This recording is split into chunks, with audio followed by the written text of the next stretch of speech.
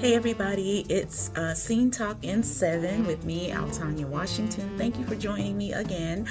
This is episode 1, and today we are talking Bonded. And you've seen all the stuff about Bonded, but just a little bit more. You'll notice on the cover of Bonded that my name and one of my pen names, Allie Fleming, is listed. And the reason for that is because Bonded is a bridge story. Bonded bridges my Sleeping Giant series to my upcoming Haitian Giant series. And our hero, Gibson Taylor, he is not Haitian. Neither is our heroine, Nika Sloan.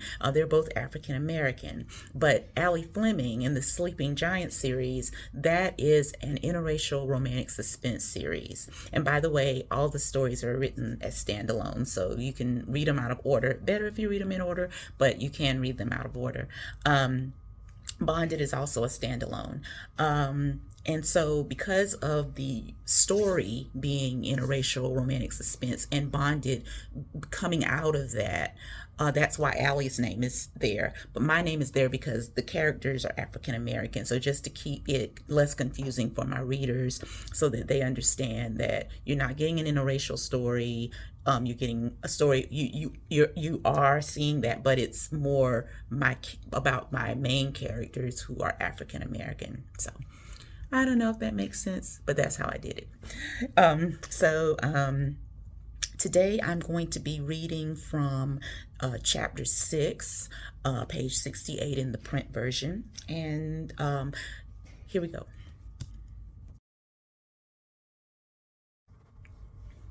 Hey guys, so there was something I wanted to say before we got to the scene.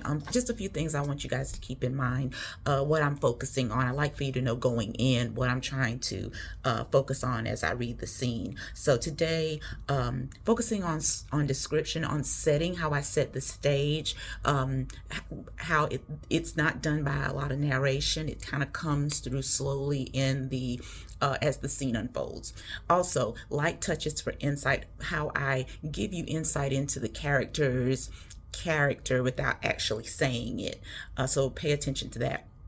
And then simple statements that give heat and make you want to read more about these characters. And this is a good tool in romance, just those simple statements that just make you say, wow, I gotta find out more about this guy or this girl.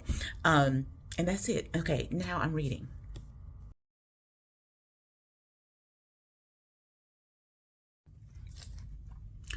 Sheriff. Nika watched as Gib moved to shake hands with the tall, lean man who greeted him in the diner where they'd just ordered cake and coffee. She took note of the way he half rose from his chair in the manner customary for a gentleman when a lady approached. Eddie, Jeannie, Gib acknowledged the couple. Thought you'd be halfway to Texas by now, he said. The man chuckled. Jeannie's got some last-minute papers for me to sign, then I'll be on my way. Gib nodded, then looked at Nika and smiled. Nika Sloan, this is our town judge, Edward Pennington, and his assistant, Jean DuPont, he said. Pennington touched a finger to the brim of his gray, gallon-sized cowboy hat while Nika shook hands with him and then his assistant. Are you new to our fine town, Miss Sloan? He asked. I am, she said with a smile. I actually work for Gib's cousin Pren in California. Why don't you join us? Gib offered. We just ordered some of Patricia's peppermint coffee, he added. Sounds like a treat, Sheriff, but I'm going to have to decline. Genuine disappointment was reflected in the judge's voice and expression. Gotta hit the road ASAP if I plan to make it in time for my flight. He looked Nika's way again. California, you say? Well, I hope the sheriff here is doing all he can to encourage you to return to our quiet community. Treating you to a taste of Patricia's peppermint coffee is a good start. Ain't nothing finer. Pennington touched the brim of his hat again. It was a real pleasure, Miss Sloan. Same. Nika returned the sentiment while shaking hands again with the judge and his assistant. Gib, Pennington added in farewell. Gib watched the couple take a table on the other side of the diner and sighed. By afternoon, it'll be all over town that we're engaged. Nika laughed. So your family aren't the only ones who want to marry you off. Afraid not. Gib laughed too. They mean well to an extent. An extent, Nika inquired playfully. A wife? Gib explained. Family means I'll settle, stay put. I see, she noted. So no choosing West Coast over East Coast for you, huh?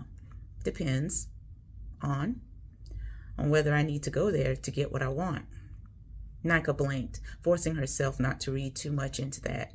The moment was interrupted when their waitress arrived with the orders. Thanks, Audrey, Gibbs said,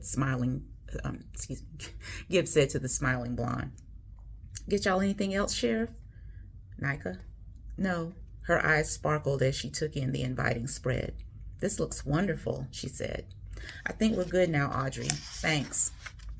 Audrey left them with another beaming smile before she set off to see to her other customers. You are in for a treat, Gibb professed. Have you ever had peppermint coffee? I've only ever heard of the tea, Nika said.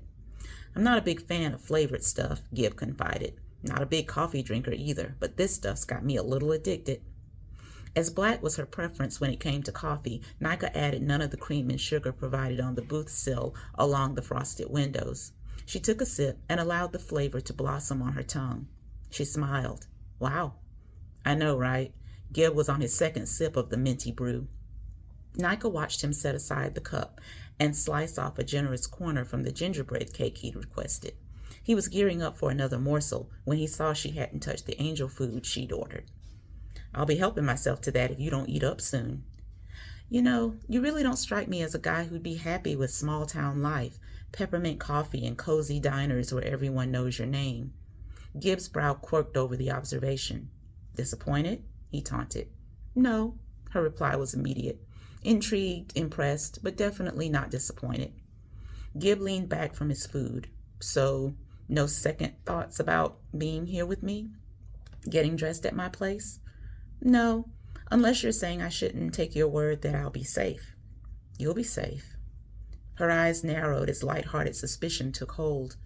Why do I get the feeling that my version of safe is different from yours? Gibb only shrugged, grinning while he focused on the contents of his mug. Finish your cake, he said.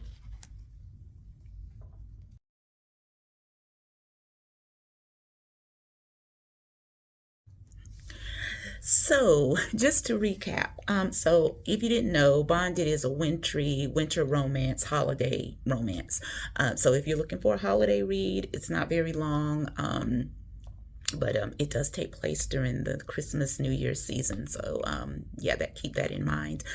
So a few more things like to recap, as I said, to pay attention to the setting. This is their first time going to this diner. We haven't seen it before now in the story. So how do I bring alive that scene? Instead of long narration about the peppermint coffee and the booths with the sills being frosted, you see how that kind of unfolds slowly during the course of the scene. And so you can just drop hints in the dialogue or the POV, you know, what the characters observe, and then talking about the peppermint coffee and the minty flavor and all of that.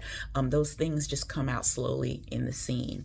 Also, the light touches for character insight. So if you were paying attention and you noticed when I said how he kind of stood slightly when the judge's assistant came up to the table, and that's kind of what you see gentlemen do that when a lady approaches the table. So that kind of says that he's a gentleman, instead of me having to say it, which I think I do say it a little bit there, in case you're unfamiliar with that mannerism. That's what it means. And so those little touches like that kind of give insight into, you know, oh wow, he's a gentleman. And then simple statements like what he said about what did he say? You'll be safe. When she mentions about getting dressed at his house, they're going to a party later, and he says she can just, you know, get dressed at his place, and so he says you'll be safe. And the way he says it kind of makes her think, you know, not but kind of what does he mean by that? And you know, those chills kind of maybe that she got. And then there's another one where she asks about him getting married and choosing West Coast over East Coast, and he says it depends, and she asks on what, and he says on whether I need to go there to get what I want. And so right there she's like, you know, what does he mean by that? And you're as a reader like, wow, what does he mean by that? That's kind of intense. So little things like that can just help you push your story forward and motivate you to keep writing. And that's what this is all about. Thank you guys for joining me. I know I'm over time. Let's see what I did this week or this episode. Thank you guys.